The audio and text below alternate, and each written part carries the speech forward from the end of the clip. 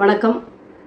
ஒரு ஊரறிந்த பிரபலமான ஊழியக்காரர், கிறிஸ்தவ மக்கள் பெரிதும் நேசிக்கின்ற ஒரு ஊழியக்காரர் மோகன் சி. லாசரஸ் அவர்கள் தன்னுடைய மருத்துவமனையை சில பேரை வைத்து, சில அரசியல்வாதிகளை வைத்து திறந்தது பற்றிய பதிவை நான் முகநூலில் சாத்தானை போற்றும் சாத்தானிய போதகர்கள் என்கிற மாதிரியும், அதுக்கப்புறம் அதற்கு விளக்கமாக நீங்கள் உங்களுக்கு நீதிமானே கிடைக்கலையா, உங்களுக்கு இந்த திருட்டிலும் பங்குண்டு, இந்த மாதிரி திருட்டு அரசியல்வாதிகளை கூப்பிட்டு நீங்கள் பெருமைப்படுத்துறதுனால அந்த திருட்டில் உங்களுக்கும் பங்கு இருக்குன்ட்டு வேதாகம அடிப்படையில் நான் ஒரு சுட்டி காட்டும் விதமாக ஒரு காணொலியும் அது போட்டிருந்தேன். அந்த பதிவுக்கும் சரி, இந்த காணொலிக்கும் சரி, நிறைய பேர் கிறிஸ்தவர்கள் அப்படின்ட்டாலே அவங்க பெரிய புனிதவாதிகள் அல்லவா, இவங்க என்ன ரொம்ப புனிதவாதிகள் மாதிரியும், ஊழியக்காரர்களை ஆராதிக்கிற ஊழியக்காரர்களை கண்ணை மூடிட்டு நம்பிட்டாலே அவங்க தான் வேதாகமத்தை பின்பற்றுகிற கிறிஸ்தவர்கள் மாதிரியும், ஊழியக்காரர்கள் செய்கின்ற தவறை சுட்டி காட்டுபவர்கள் எல்லாம் அது வேற குலத்தை சார்ந்தவர்கள் மாதிரியும் பயங்கரமா பின்னூட்டத்தில் கடிச்சு துப்பி வச்சிருந்தாங்க. அதுல சில விஷயங்கள் சிலதுக்கு நான் பதில் கொடுக்கலாம் அப்படின்னு நினைக்கிறேன். ஒரு சிலர் எனக்கு நீங்க சாத்தான்கிற வார்த்தையை பயன்படுத்தாம கொஞ்சம் நாகரிகமா பதிவை போட்டிருக்கலாம், உண்மையதான் சொல்றீங்க, உண்மையை சொல்லியிருந்தாலும் பதிவுல அந்த வார்த்தையை தவிர்த்திருக்கலாம்னு சொன்னாங்க. அவங்களுக்கு என்னுடைய நன்றிகளை சொல்லிக்கிறேன். இந்த குறைகளையும் சுட்டி காட்டுறது சரிதானாலும் சாத்தானிய செய்கைகளை செய்பவர்கள் சாத்தான் தான். சாத்தானிய செயல்களை அவங்க செய்யும் போதே அவங்க சாத்தான் பிள்ளைகளா ஆயிடுறாங்க. ஊழியக்காரங்க போய் இவங்களை போய் பார்த்து அவங்கள ஆதரவு வலிக்கிறது எவ்வளவு சிக்கலை உண்டாக்கும் அப்படிங்கிற ஒரு பொறுமல்ல தான் நான் அதை வெளிப்படுத்தி இருந்தேன். அப்போ இதுல பாத்தீங்கன்னா பின்னூட்டத்துல உங்களுக்கு நிர்வாகம்னா என்ன தெரியுமா, மருத்துவமனை நடத்துறதுனா லேசுப்பட்ட காரியமா அப்படிங்கிற மாதிரி கேட்டிருந்தாங்க. நிர்வாகம்னா என்னன்னு எனக்கு நல்லாவே தெரியும். ஏன்னா நாங்களும் இலவச சேவை செய்கின்ற நிறுவனங்கள் 6-7 நிறுவனங்கள் நடத்திக்கிட்டு தான் இருக்கோம். அந்த நிறுவனங்களில் நான் ஒரு 12-15 வருடங்கள் அந்த நிர்வாக பொறுப்பில் இருந்து அதை நடத்தியிருக்கேன். நிர்வாகத்தில் இருக்கக்கூடிய சிக்கல்கள் என்னென்னு தெரியும். அது அரசுக்கு நாம் இவ்வளோ கடமைப்பட்டிருக்கணும், அரசு விதிமுறைகளுக்கு உட்பட்டு எப்படியெல்லாம் நடத்தணும், நாம் நல்லதே செஞ்சாலும் சில நேரங்களில் அது நமக்கு எப்படி வினையாக முடியும் அப்படின்னு அத்தனை சிக்கல்களையும் தாண்டி திறம்பட நிர்வாகம் நடத்தியிருக்கேன். அதனால நிர்வாகம் எவ்வளோ பெரிய, அது எளிதான காரியம் கிடையாது, ரொம்ப கஷ்டமான காரியம். அதில் உண்மையும் உத்தமமும் ரொம்ப முக்கியமானது அப்படிங்கிறது எனக்கு நல்லாவே தெரியும். இதை பார்த்து உனக்கு பொறாமை அப்படின்ட்டு ஒரு பதிவு. எனக்கு எந்த வைத்தறிச்சலும் கிடையாது, எனக்கு பொறாமப்பட வேண்டியது கிடையாது. முதலாவது என்னை வைத்தறிச்சல் படக்கூடிய ஒரு மனுஷ பிறவியாவோ இல்லை பொறாமப்படக்கூடிய ஒரு இடத்துலையோ என்னை தேவன் வைக்கலை. நான் என்னுடைய சிறு வயதில் நாங்கள் எவ்வளவு தூரம் கஷ்டப்பட்டோமோ, எவ்வளவு தூரம் என்னென்ன விஷயங்களுக்கு ஏங்கினோமோ எல்லாத்தையும் எனக்கு 10 மடங்கு அதிகமாக தான் எனக்கு தேவன் எனக்கு அருளி இருக்காரு, என்னை ஒரு நல்ல இடத்துல வச்சிருக்காரு. என்னை விட இவங்க பெருசாக இருக்காங்களே, இவங்க வளர்ந்துட்டாங்களேன்னு பொறாமப்படுற குணமும் எனக்கு இறைவன் வைக்கலை. அந்த இடத்துலையும் நான் இல்லை. இடம் கொள்ளாமற் போக மட்டும் ஆசீர்வதிப்பேன்னு சொன்ன வசனம் எனக்கு ரொம்ப ரொம்ப பொருந்தும். அதனால எனக்கு யாரை பற்றியும் எனக்கு வைத்தறிச்சல் பட வேண்டிய அவசியம் இல்லை. நான் ரொம்ப நிறைவாக இருக்கேன். தேவன் தந்த ஐஸ்வர்யத்திலையும், தேவன் தந்த அந்த எளியவளை குப்பையிலிருந்து உயர்த்தி வச்சிருக்காருன்னு வசனம் இருக்கு இல்லையா, அந்த வசனத்திற்கு சாட்சி நான் தான். அதனால எனக்கு பிறரை பார்த்து பொறாமப்பட வேண்டிய அவசியமோ வைத்தறிச்சல் பட வேண்டிய அவசியமோ சுத்தமாக கிடையாது. பொதுவாகவே ஊழியக்காரர்கள் இப்படி ஒன்று ஆரம்பிக்கிறது. இப்போ நீங்கள் காருண்யா இயேசு அழைக்கிறாருங்கிற ஒரு காருண்யாங்கிற பொறியியல் கல்லூரி கட்டினது, அங்கே அதை இலவச பொறியியல் கல்லூரி அப்படின்னு நடத்தி முழுக்க முழுக்க ஏழைகளுக்குன்னு 5 பைசா வாங்காமல் காணிக்கையில் அவங்க நடத்துறேன்னா அவங்களால காணிக்கையில் வாங்க முடியும். ஊர் ஊரா ஜபக்கோபுரம் கட்டுறதுக்கு காணிக்கை காசு இருக்குன்னா கண்டிப்பாக பொறியியல் கல்லூரியோ எந்த கல்லூரி ஆரம்பித்தாலும் முழுக்க முழுக்க ஏழைகளுக்கு இலவசம் அப்படிங்கிற அடிப்படையில் அவங்க நடத்தியிருக்கலாம். ஆனால் அவங்க அதில் கட்டணம் வசூலிக்க தான் செஞ்சாங்க, லட்சக்கணக்கில் ஆயிரக்கணக்கில் வசூலிக்க தான் செஞ்சாங்க. ஒரு உலகத்தான் எப்படி பண ஆசை கொண்டு ஒரு கல்லூரியை நடத்துவானோ அதுக்கு இணையாக தான் அவங்க நடத்துகிறாங்க. அதனால நான் அதை சொல்ல தான் செய்வேன். அடுத்தது பார்த்தீங்கன்னா இவங்களும் இப்போ மருத்துவமனை ஆரம்பிச்சிட்டாங்க சேவை செய்யணும்னு. ஆனால் இலவச முகாம்கள் எல்லாமே நடத்துவாங்க. ஆனால் ஒரு பெரிய என்ன சொல்றது, அறுவை சிகிச்சை பெரிய லட்சக்கணக்கில் ஆகக்கூடிய மருத்துவ சிகிச்சைகள்னா கண்டிப்பா இவங்களும் கட்டணம் வசூலிப்பாங்க. அப்போ சேவைங்கிறது அதுல அடிபட்டு போயிருது.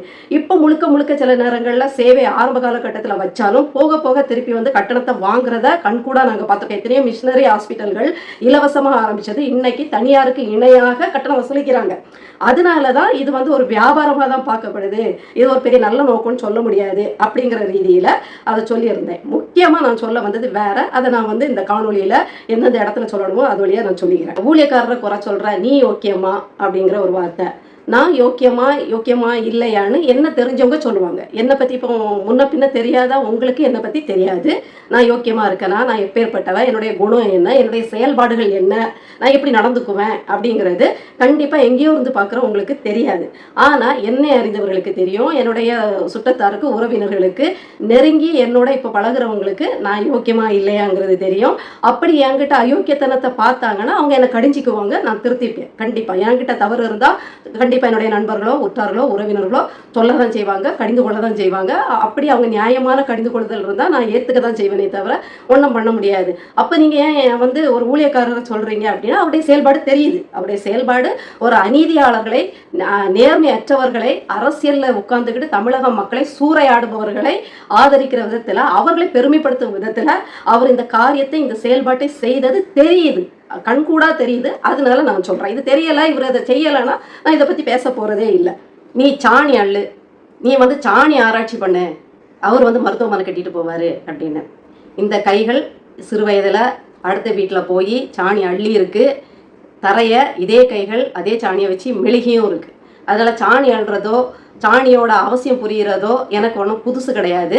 நாங்கள் கிராமத்தில் அந்த இயற்கையோடு வாழ்ந்தவங்க தான், அந்த சாணியெல்லாம் அள்ளி பழக்கப்பட்டவங்க தான். சாணி ஆராய்ச்சினா உங்களுக்கு அவ்வளோ இலக்காரமாக இருக்குதா? அதாவது மருத்துவமனையின் தேவை என்ன அப்படிங்கிறத புரியாதவங்க, ஏன் இவ்வளவு மருத்துவமனை பெருக வேண்டிய அவசியம் இருக்குன்னு யோசிக்கிறதுக்கு மண்டையில சாணி இல்லாதவங்க தான் இதை வந்து இலக்காரமாக பேசுவாங்க. ஏன்னா இன்றைய உலக அரசியல்ல இருந்து அத்தனை பேராசை கொண்ட உலக அரசியல் தலைவர்களும் நம்முடைய தமிழ்நாட்டு அரசியல் தலைவர்கள் உட்பட அத்தனை மருத்துவ கார்ப்பரேட்டுகளின் அடிமைகள். அதாவது இந்த மருத்துவ கார்ப்பரேட், அது மருத்துவ மாஃபியா அப்படின்னு சொல்லலாம். நிழல் உலகம் வந்து நீங்கள் கேள்விப்பட்டதை விட ரொம்ப கொடூரமானது. அதை புரிஞ்சுக்கிடுறதுக்கே நமக்கு ஒரு 10 மூளை வேணும் அப்படின்னு சொல்லலாம். அந்த அளவுக்கு அரசியல்வாதிகளால் நேரடியாகவும் மறைமுகமாகவும் வளர்த்து விடப்படுகின்ற மருத்துவ மாஃபியாவோட கைங்கரியத்தினால்தான் இன்னைக்கு நாம் நடந்தா தும்முறோம், எழும்புனா தும்முறோம். கோடை காலத்தில் சளி பிடிச்சி என்னைக்கு நீங்கள் பார்த்தீங்க, என்னுடைய சிறு வயதுலலாம் ஆற்றுல குளிச்சுட்டு தலையை தோட்டாமல் நாங்கள் வருவோம், எங்களுக்கு சளி பிடிச்சதே கிடையாது. பனியிலையும் மழையிலையும் நனைவோம், காலங்காத்தாலேயே ஆற்றுக்கு அந்த பனியிலேயே போய் குளிப்போம், வெந்நியை பார்த்ததே கிடையாது. காய்ச்சல் வர்றதுக்கும் சளி வர்றதுக்கும் அவ்வளோ ஆசைப்படுவோம். அப்போ தான் நம்மளை வந்து ரொம்ப நல்லா கவனிப்பாங்க. பசிக்குதுன்னு சொன்னால் கொஞ்சம் எக்ஸ்ட்ரா டீ கிடைக்கும், பிஸ்கட்டு, அது இதுக்கெல்லாம் வாய்ப்பு இருக்குது. அதனால எப்படா காய்ச்சல் வரும் அப்படின்னு ஏங்கின காலம்லாம் உண்டு. அந்த அளவுக்கு ஆரோக்கியமாக இருந்தது. இன்னைக்கு இந்த மருத்துவ மாஃபியாக்களிடம் அடிமையாக இருக்கின்ற மொத்த அரசியல் தலைவர்கள், உலக அரசியல் தலைவர்கள்ல இருந்து இந்த உள்நாட்டு அரசியல் தலைவர்களின் பேராசையால அந்த கார்ப்பரேட்டுகள்கிட்ட இருந்து கமிஷன் வாங்கிட்டு அவர்களுடைய எச்சத்தனமான வேலைகள், அவங்க என்ன செஞ்சாலும் இவங்களுக்கு அதை பற்றி கவலையே கிடையாது. இன்னைக்கு இத்தனை வியாதிகள் பெருகிறதுக்கு காரணம் இந்த மருத்துவ மாஃபியாக்கள் தான். அவங்க புதுசாக கண்டுபிடிக்கிற மருந்து, மாத்திரைகள், தடுப்பூசிகள், பெரிய பெரிய அறுவை சிகிச்சைக்குரிய அந்த உபகரணங்கள், அதற்குரிய எல்லா விதமான அந்த மருத்துவ இதுகளையும் விற்கிறதுக்கும் அவர்களே நோய்களை பரப்புற அளவுக்கு உலகத்தை மாற்றி வச்சிருக்காங்க. வைரஸ்களை இவர்களே பரப்புறது உண்டு, இவர்களே பாக்டீரியாக்களை வளர்த்து பரப்புறது உண்டு அப்படின்ட்டு மொத்த உலகத்தையும் அவங்க வந்து இந்த மருத்துவ மாஃபியா விழுங்கிட்டு இருக்கு ஒரு பக்கம். இன்னொரு பக்கம் அத்தனை நாசகார திட்டங்களுக்கும் கையெழுத்து போட்டுக்கிட்டு தலையாட்டிட்டு கமிஷனை வாங்கிட்டு பாக்கெட்ல போட்டுக்கிட்டு இருக்க நம்ம தமிழ்நாட்டு அரசியல்வாதிகள் இன்னும் நம்முடைய தமிழ்நாட்டை நாசமாக்கி, நம்முடைய அதாவது காற்று மாசு, நில மாசு, நீர் மாசு, அடுத்தது வந்து எல்லாத்துலேயுமே மாசு கலந்து வச்சு நம்மளை வந்து நோயாளிகளாகவே மாற்றிருக்காங்க. நுரையீரல் புற்று எல்லாருக்கும் சகஜமாக இருக்குது. இதெல்லாம் காரணம் இந்த ஆட்சியாளர்கள் நம் மண்ணின் மீது கொண்டு வந்த அணு உலைகள், அனல் மின் நிலையங்கள், ஸ்டெர்லைட் போன்ற காப்பர் ஆலைகள், இப்படி நமக்கு ஒவ்வாத நம்ம ஆரோக்கியத்துக்கு கேடான விஷயங்களை செய்து தான் இன்னைக்கு வந்து நாம நோயாளிகளாக மாறி இருக்கோம். மருத்துவமனையின் தேவை அதிகரிக்க காரணம் இந்த அரசியல்வாதிகள் தான். அது மேலோட்டமாக பார்க்கும்போது ஒன்றுமே தெரியாது. ஆனால் உள்ளூரை உட்கார்ந்து யோசிச்சு பார்த்தீங்கன்னா அவங்க நம்ம கண்ணுக்கே தெரியாமல் கண்கட்டி வித்தை மாதிரி நம்மளை வந்து ஒரு ஆரோக்கியமற்ற சூழலை தள்ளிட்டு இருக்காங்க. ஆனால் அதே நேரத்தில் நீங்கள் சொல்கிற சாணி அள்ளுறது, சாணி ஆராய்ச்சி உடலுக்கு எந்த கேடும் தர போறதில்ல. இன்னைக்கு நீங்கள் வந்து வீட்டை வந்து பெயிண்ட் அடிக்கிறது, அதாவது மேல் பூச்சி பூசும்போது, கலர் பூச்சி பூசும்போது ஒரு வாரத்துக்கு அந்த வீட்டில் நாம் உட்கார முடியாது. ஒவ்வாமையில் சளி தொந்தரவு இருமல்னு கஷ்டப்பட வேண்டியது வரும். ஆனால் இன்னைக்கு வந்து நீங்கள் சொல்கிற அந்த சாணி ஆராய்ச்சி பண்ணதன் விளைவாக இப்போ வந்து கலர் பூச்சி பண்ணுறதுக்கு இந்த சாணிகள் உதவுது அப்படின்னு கண்டுபிடிச்சிருக்காங்க. அதை வீட்டை வந்து கலர் பூச்சி அதில் பண்ணவும் செய்கிறாங்க, அதாவது பெயிண்ட் அடிக்கிறாங்க. அது வந்து ஆரோக்கியத்துக்கு எந்த விதத்துலையும் கேடானது கிடையாது. அதே மாதிரி பார்த்தீங்கன்னா இதே சாணியில் எரிவாயு, இன்னைக்கு சிலிண்டர் உலக போர் வந்துருச்சு, சிலிண்டர் கிடைக்காது அப்படின்னு அல்லாடுறீங்க. பெட்ரோல் கடையில் போய் வாகனங்களை கியூவில் கட்டிட்டு டேங்க் ஃபில் பண்ணி கேன்லலாம் வாங்கிட்டு போய் ஐயோ என்ன 5 நாள் என்னதான் நம்ம பெட்ரோலை வந்து வாங்கி சேமிச்சாலும் 5 நாளைக்கு மேலே 10 நாளைக்கு மேலே வரப்போகிறதுல அதுக்கப்புறம் என்ன செய்வோம்? அப்போ நம்மகிட்ட நிரந்தர ஒரு பொருளாதாரம் இல்லை. நீங்கள் சொன்னீங்களா இந்த சாணி ஆராய்ச்சி, என்னோட சின்ன வயதில் எனக்கு பாட்டின்னு சொல்லப்பட்ட ஒரு உறவினர் வீட்டுக்கு பால் வாங்க போவோம். அவங்க ஒரு 4 மாடோ 5 மாடோ வளர்த்துக்கிட்டு இருந்தாங்க. அந்த 4 மாடுகளின் சாணியை அவங்க அந்த காலத்திலேயே சாண எரிவாயுக்கு பயன்படுத்திட்டு இருந்தாங்க. ஒரு 30-35 வருஷத்துக்கு முன்னாடியே அவர்கள் வீட்டில் அந்த கேஸ் ஸ்டவ் அடுப்பில் அந்த மாட்டு சாணத்தில் எரிவாயுவை வந்து அவங்க பயன்படுத்துறதை நாங்கள் ஆச்சரியமாக பார்த்துட்டு இருந்திருக்கோம் பால் வாங்க போகும்போது.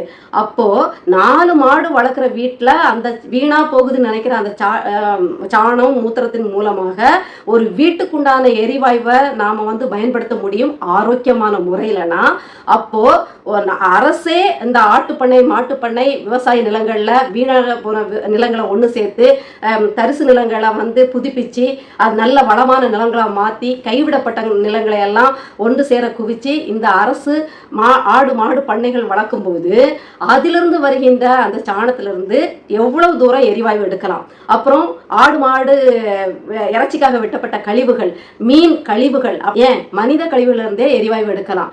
எந்த விவசாயியோட வயலையும் பறிக்க வேண்டியதில்லை, எந்த விவசாயி வயிற்றுலையும் அடிக்க வேண்டியதில்லை, ஈத்தேன் மீத்தேன்னு வயலை நாசமாக்க வேண்டிய அவசியம் இல்லை, இதுக்கு போராடுற விவசாயியை குண்டாஸில் போட வேண்டிய அவசியம் இல்லை. இவ்வளவு எளிதாக செய்யக்கூடிய பொருளாதார மேம்பாட்டு திட்டங்கள் இருக்கும்போது ஏன் இந்த திமுக அதிமுக இதை செய்யலை அப்படின்னு யோசிச்சிங்கன்னா நீங்கள் இந்த திமுக அரசியல்வாதிகளையும் நம்ப மாட்டீங்க.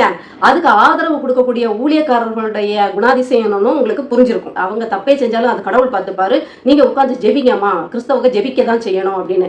சரி, நான் உட்காந்து ஜெபிக்கணும், நீங்களாம் ஜெபிச்சு இந்த தமிழகத்தில் வந்த மாற்றம் என்ன? உங்களால் இந்த அதிமுக திமுகவை அகற்ற முடிஞ்சுதா? இதே இந்த தமிழகத்தையே கூறு போடுற இந்த அதிமுகவையும் திமுகவையும் தான் மாற்றி அரியணை ஏற வைக்கிறீங்க.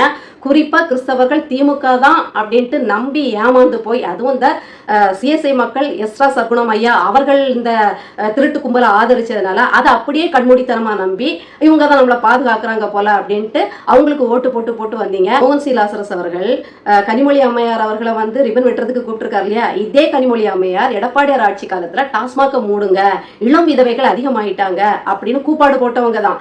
இப்போ அதே அவர்களுடைய அண்ணனுடைய ஆட்சியில் டாஸ்மாக் மூடப்படலை, 500 கடைகள் மூடப்பட்டுட்டு 5000 கடைகள் வேற இடங்கள்லாம் திறக்கப்பட்டிருக்கு.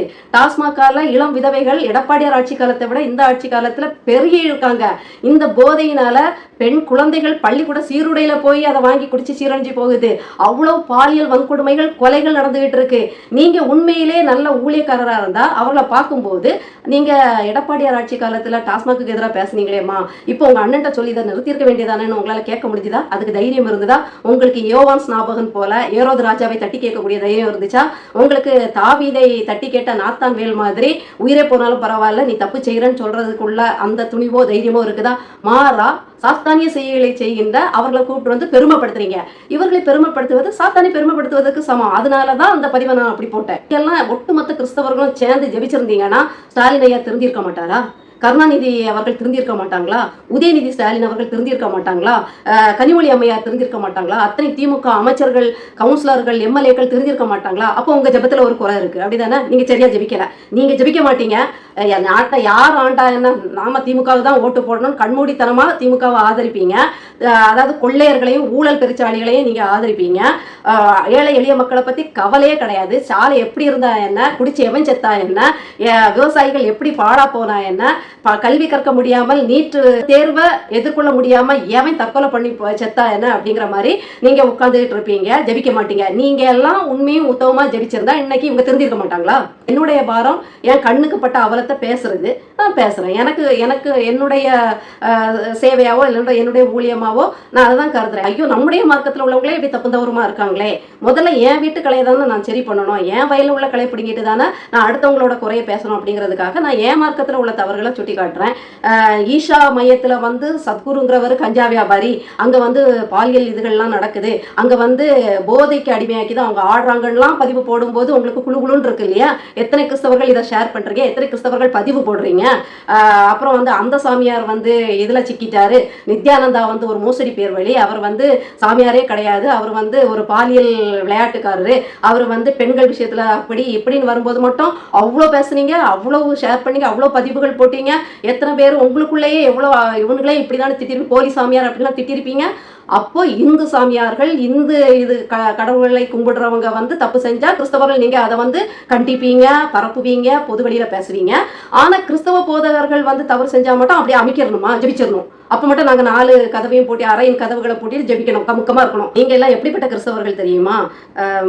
திருச்சபையே சாத்தானின் பலிபீடமாக்கி நடனமாடி சினிமா பாட்டு பாணியிலேயே பாடி தேவையில்லாத வார்த்தைகளை பேசி வாலிப பிள்ளைகளை ஆட வச்சு ஒரு மாதிரி வந்து ஒரு எப்படி சினிமாத்தன கவர்ச்சியில வந்து நடிகர்கள் இருப்பாங்களோ அது மாதிரியே சபைகளையும் மாத்தின.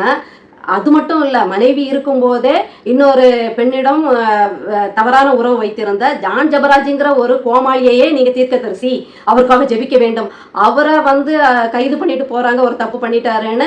அதுக்கு கீழே தேவன் உன்னை காப்பாற்றுவார், நீதிமானுக்கு அது வரும் இது வரும் அப்படின்னு போடுறீங்க. அப்போ கள்ள தீர்க்கதரிசிகளை அடையாளம் காண சொல்லியிருக்கு வேதாகமும். அடையாளம் காண்றதுக்கு அவ்வளோ வேத வசனங்கள் இருக்கு. நீங்கள் அதோட ஒப்பிட்டு பார்த்து இவங்க கள்ள தீர்க்க தரிசனம் பண்ணுறாங்க, இவங்க வந்து தேவ பிள்ளைகள் கிடையாதுன்னு முடிவு பண்ணி ஓரமா போகாம அவர்களுக்காக உட்கார்ந்துகிட்டு ஜெபிக்கணும் வைக்கணும் அப்புறம் இது பண்றீங்க. அப்ப இந்து சாமியார்களும் தப்பு செஞ்சா ஜெபிங்க, இந்து சாமியார்களும் தவறு செய்யும் போது அவர்களை குறை கூறக்கூடாது, அவர்களும் ஒரு மார்க்கத்தின் அவர்களும் ஒரு மார்க்கத்தின் பிள்ளைகள் தானே, அவர்கள் தப்பு செஞ்சாலும் இறைவனிடம் ஜெபிக்க வேண்டியதானே. அதை மட்டும் பரப்புன்னு பரப்புறீங்க. முதல்ல நம்முடைய நேர்மைக்கும் உண்மைக்கும் உத்தமத்துக்கும் பெயர் போன நம்முடைய மார்க்கத்துல இருக்கக்கூடிய கலைகளை முதல்ல களைவோம், அதுக்கப்புறம் அடுத்தவங்கள பேசுங்கிறதுக்காக தான் இந்த மார்க்கத்தில் இருந்துக்கிட்டே நான் வந்து எல்லார் தவறையும் பேசுகின்ற நான் வந்து இதையும் பேசாமல் விடக்கூடாது, சரிசமமாக தான் பேசணுங்கிறதுக்காக தான் இதை நான் பேசுகிறேன். அப்பா, என்னம்மா கிறிஸ்தவங்களா இருக்காங்க தெரியுமா? ஒரு ஊழியக்காரர் செய்த தவறை சுட்டி காட்டினதுக்கே நான் வந்து தேமகளாயிட்டேன். ரொம்ப ஆபாசமா நான் வந்து எந்த அரசியல் கட்சியை சார்ந்திருக்கணும் அந்த தலைவரோட இணைச்சி பேசுறது அப்படின்னு அவ்வளோ ஆபாசமா பேசியிருக்கீங்க. நான் கேட்குறேன், நீங்களோ உங்களுடைய மனைவியோ உங்களுடைய அம்மாவோ உங்களுடைய சகோதர சகோதரிகளோ உங்கள் வீட்டில் உள்ள பெண்களும் ஒரு கட்சிக்கு வாக்கு செலுத்தி இருப்பாங்க. அப்போ அவங்கெல்லாம் அந்த கட்சியின் தலைவரோட போய் வாழணும்னு ஆசைப்பட்டு ஏங்கி தான் அந்த ஓட்டை போட்டாங்களா? அதனால தான் அந்த கட்சி தலைவருக்கு ஆதரவு அளிச்சாங்களா? எத்தனையோ பேர் கிறிஸ்தவர்கள் வந்து அந்த கட்சியில இருக்காங்க, பெண்கள் கூட திமுக அதிமுக எல்லா கட்சியிலையும் இருக்காங்க, அதுல உங்க உறவினர்கள் கூட இருக்கலாம், ஏன் உங்களுடைய சொந்த பந்தங்கள் இரத்த உறவுகள் பெண்கள் கூட அந்த கட்சிகள்ல இருக்கலாம். அப்ப அவங்க எல்லாம் அந்த தலைவர்கள் மேல ஆசைப்பட்டு தான் அதுல போய் உட்கார்ந்துட்டு இருக்காங்களா? இப்ப கீதா ஜீவன் அவர்கள் வந்து அமைச்சரா இருக்கிறது கலைஞர் கருணாநிதி மேல் கொண்ட ஆசைனால, ஸ்டாலின் ஐயா மேல கொண்ட ஆசைனால, இல்ல உதயநிதி மேல அவர்கள் கொண்ட ஆசைனாலயா? மற்ற கட்சிகள்லாம் பெண்கள் இருக்காங்க, அதுவும் அந்த கட்சியின் தலைவர்களை வரலாறு பேசினா சந்திச்சிருச்சிடும். அப்படிப்பட்ட வரலாறு கொண்ட கட்சியிலெல்லாம் பெண்கள் இருப்பாங்க. உங்கள் வீட்டு பெண்கள் கூட அந்த தலைவர்களுக்கெல்லாம் ஓட்டு போடுவாங்க. அப்போ அவங்கெல்லாம் ஆசையில் போடுறாங்களா? அவர்கள் மேல் கொண்ட காதல்லையும் காமத்திலையும் தான் போடுறாங்களா? ஏதோ ஒன்று அவர்கள் செய்கின்ற அரசியல் பிடிக்க போய் இல்லை கண்மூடித்தனமாவோ போடுறீங்க, அவ்வளோதான். நான் வந்து கண்மூடித்தனமா போடலை, கண்மூடித்தனமா ஒரு அரசியல் கட்சியை பின்பற்றலை. இயற்கையை நேசிக்கின்ற, தமிழ்நாட்டு மக்களை நேசிக்கின்ற, இந்த பொல்லாத நாசகார திட்டங்களை கொண்டு வந்த இந்த ஊழல் பெருச்சாளிகளை அகற்ற துடிக்கின்ற ஒரு தலைவனின் பக்கம் நிற்கிறோம், அவ்வளோதான். அந்த 15 வருடங்கள் கிட்டத்தட்ட அந்த மனிதன் என்னென்ன செய்திருக்கான், மக்களுக்காக எவ்வளோ வழக்குகள் வாங்கியிருக்கான். அவர் வாங்கிய வழக்குகள் எல்லாமே பொதுநல வழக்குகள் தான். அதாவது மக்களுக்காக பேசி, தமிழ்நாட்டிற்காக பேசி தான் அவர் வழக்குகள் இந்த திமுக ஆட்சியிலையும் அந்த அதிமுக ஆட்சியிலையும் அவ்வளோ வழக்குகள் வாங்கியிருக்காரு. இன்னைக்கும் எங்கே போனாலும் மக்கள் பிரச்சனைக்கு தான் முதலாவது போய் நிற்கிறாரு. அவர் பேசுகின்ற அரசியலில் என்ன தவறு இருக்கு? அவர் வந்து ஒரு ஆரோக்கியமான அரசியலை தானே பேசுறாரு. இயற்கையை அழிக்காதீங்க, இயற்கை அழிக்கின்ற கட்சிகளுக்கு ஓட்டு போடாதீங்கிறாரு. அதாவது கார்ப்பரேட்டுகளுக்கு நம்முடைய நாட்டை விற்று நம்முடைய நிலத்தை விற்று பணக்கார பட்டியலில் வர வரக்கூடிய இந்த கட்சிகளுக்கு ஓட்டு போடாதீங்க. இயற்கையை நேசிக்கின்ற, இயற்கையை காப்பாற்றுகின்ற ஒரு தலைவனை நீங்க ஓட்டு போட்டு தேர்வு செய்யுங்க. நான் இந்த மாற்றத்தை கொண்டு வருவேன், நான் தரமான கல்வி தருவேன், நான் தரமான மருத்துவம் தருவேன். எப்படி ஒரு தனியார் பள்ளியில போனா உங்கள் பிள்ளைக்கு என்னென்ன வசதி வாய்ப்புகள் கிடைக்கும்னு நினைக்கிறீங்களோ அதெல்லாம் அரசு பள்ளியில் தருவேன். ஒரு தனியார் மருத்துவமனைக்கு போனால் என்னென்ன வசதி வாய்ப்புகள் உங்களுக்கு கிடைக்குமோ அதெல்லாம் என்னுடைய அரசு மருத்துவமனைகளை நான் கொண்டு வருவேன். நீங்கள் தனியார் பக்கம் போய் லட்சக்கணக்கில் ஆயிரக்கணக்கில் கட்டணம் கட்ட வேண்டியதே இருக்காது. நீருக்கும் மின்சாரத்துக்கும் நீங்கள் அண்டை நாடுகளை நம்பி இருக்க வேண்டிய அவசியம் இல்லை. மின்சார கட்டணம் உயர்ந்து போகுதே நீங்கள் கவலைப்பட வேண்டாம். இயற்கை முறையில் சூரிய மின் தகடுகளை பொருத்தி நான் உங்களுக்கு வளமான மின்சாரத்தை தரேன். காற்றாலைகளில் நிறைய காற்றாடிகளை நான் பதிச்சு உங்களுக்கு மின்சாரம் லகுவா நீங்க மின் கட்டணத்தை செலுத்துற வகையில நான் கொண்டு வரேன். நான் ஊழல் செய்ய மாட்டேன், உங்களுக்கான அரசை நான் நியமிப்பேன்னு இயற்கையோட இயைந்து இயற்கையான சூழல்ல உங்களை வாழ வைப்பேன். உங்க ஆரோக்கியத்துக்கு எந்த கேடும் வராதவன நான் பார்த்துப்பேன். ஏற்கனவே சுடுகாடா இருக்கக்கூடிய இந்த தமிழ்நாட்டை நான் கொஞ்சம் சீர்படுத்தி தாரேன். பொருளாதாரத்துல தமிழ்நாட்டை மேம்பட செய்யறேன். பாலின் சந்தை மதிப்பு டாஸ்மாக் விற்பனையை விட அதிகம். அப்போ இந்த டாஸ்மாக்ல தான் நாங்கள் நிர்வாகம் பண்ண முடியுங்கிறத மாற்றிட்டு பாலின் உற்பத்தி நான் பெருக்கிடுறேன், ஆடு மாடு பண்ணையை நான் பெருக்கமாக வச்சுட்டேன்னா பால் உற்பத்தி தன்னால் வந்துட போகுது. அப்போ நம்ம டாஸ்மாக்கெல்லாம் நடத்த வேண்டிய அவசியமே இல்லை, பால் உற்பத்தியிலேயே நாம் தன்னிறைவு பெற்றுடலாம் அப்படின்ட்டு இயற்கையோடு இயந்த ஒரு வாழ்க்கையை உங்களுக்கு நான் தருவேன்னு சொல்லக்கூடிய ஒரு அரசியல்வாதி பக்கம் தான் நிற்கிறனே தவிர நாங்கள் முட்டாள்தனமாக நிற்கல. நாங்கள் எங்களுக்கான அரசியல் பேசும், எளிய மக்களின் அரசியல் பேசும், எளிய மக்களின் நாடி துடிப்பையும் வேதனையும் அறிந்து பேசக்கூடிய ஒரு அரசியல்வாதி பக்கம் நிற்கிறனே தவிர நீங்க சொல்ற மாதிரி வேற எந்த எண்ணத்திலையும் உங்கள் வீட்டு பெண்கள் ஓட்டு போட்ட தலைவர்களை வேற மாதிரி நினைச்சிட்டு ஓட்டு போடுற மாதிரி நான் இந்த தலைவன் பக்கம் நிக்கல. எப்படியாவது ஒரு மாற்றம் வந்துடாதாங்கிற ஒரு ஏக்கத்துல நிக்கிற ஒரு கூட்டத்துல நான் நிக்கிறேன். குறிப்பா இந்த ஊழியக்காரர் ரிபன் வெட்டுற அந்த பதிவை போட்டு கொஞ்சம் காட்டமா பேசியிருக்கவும் பதிவிடவும் செஞ்சேன்னா ஒற்றை நோக்கம் என்னன்னு பாத்தீங்கன்னா, உங்களுக்கு அந்த ரிபன் வெட்டுறதுக்கு நீதிமான்களே கிடைக்கலையா, தமிழ்நாட்டில் நேர்மையானவர்களே இல்லையா, ஏன் பரிசுத்தவான் தேவ ஊழியர்களை கனம் பண்ண வேண்டும், தேவ மூத்த போதகர்களை நாம் கனப்படுத்த வேண்டும்னு சொல்லுகின்ற நீங்களே ஏன் ஒரு மூத்த போதகரை வைத்து அதை மருத்துவமனையை திறக்கல, ஏன் ஒரு பரிசுத்தமான நீங்க பெருமைப்படுத்தல, ஒரு ஊழல் செய்கின்ற ஒரு கொள்ளை அடிக்கின்ற ஒரு கும்பலின் பிரதிநிதிகளை கூப்பிட்டுட்டு நீங்க ரிபன் வெட்ட வச்சது சாத்தானை புகழ்வதற்கு சமம், சாத்தானை பெருமைப்படுத்துவதற்கு சமம். நீங்க ஒரு ஊழியக்காரர், வேதாகமத்தை அறிந்தவர், 4 பேருக்கு வேதாகம போதனையை போதித்து பரலோகத்துக்கு வழிகாட்டுறேன்னு சொல்லிட்டு நரகமா பூமியை வச்சிருக்கக்கூடிய ஆட்களை வச்சு ரிபனை விட்டுறீங்களே, உங்களுக்கு ஒரு பரிசுத்தவான் கிடைக்கலையா அப்படிங்கிற அந்த ஒரு காட்டத்துலதான் அதை கேட்டிருந்தனே தவிர வேற எதுவும் கிடையாது. இப்போ ஒரு மோசமான ஒரு அரசியல்வாதி 2 பேரை வச்சு அந்த ரிபனை விட்டுறீங்க.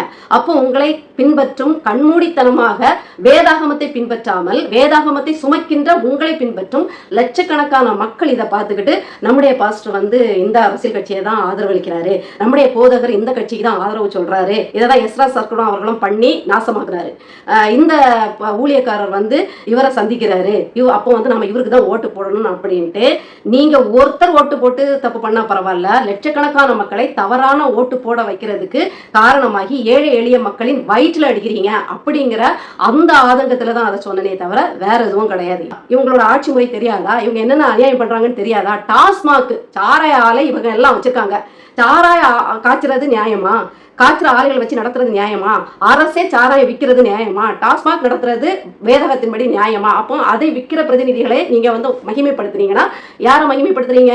மறைமுகமா சாத்தானை மகிமைப்படுத்துறீங்க. நீ எல்லாம் ஒரு கிறிஸ்தவ பெண்ணா அப்படின்னு கேட்கறத விட்டுக்கிட்டு கொஞ்சம் இயற்கை அரசியலுக்கு வாங்க. உண்மை யார் சொல்றாங்களோ அவங்க பக்கம் நில்லுங்க, ஒரு மாற்றத்தை விரும்புங்க.